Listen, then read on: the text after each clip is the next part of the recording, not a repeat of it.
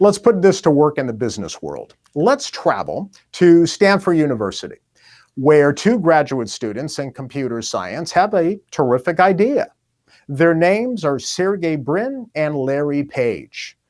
They bring their idea to a famed venture capital investor. His name is Michael Moritz. And I've talked to Michael about this exact event. He still remembers the day that he was pitched the idea called Google. And Sergey Brin and Larry Page walked into his office and they said, Google organizes the world's information and makes it accessible. One sentence. That pitch led to Google's first round of investments. And Michael Moritz told me that in that sentence, he got it immediately.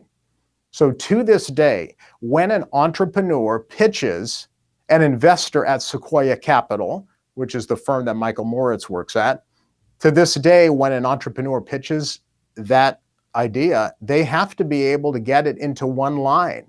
Investors actually call it the one-liner. I call it the log line, but you see how we're arriving at the same conclusions. They call it the one-liner.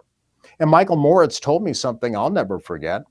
He said, if an entrepreneur cannot express their idea in one sentence, I'm not interested, period. One sentence. The TED Conference, I'm sure many of you are familiar with TED Talks, global TED Talks. They do something very similar. They ask their speakers to have one idea that they can talk about for however long the presentation is. Usually it's 18 minutes or shorter. Now that one idea has to be specific. It has to be easy to remember. It has to be digestible, what are called bite size. In other words, if it's too long, if your one idea cannot fit in a Twitter post, for example, way too long.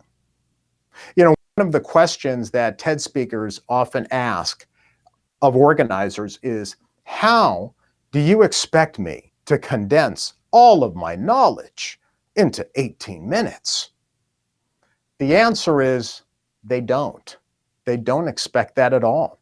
They expect the speaker to focus on one big idea that they can say in one sentence.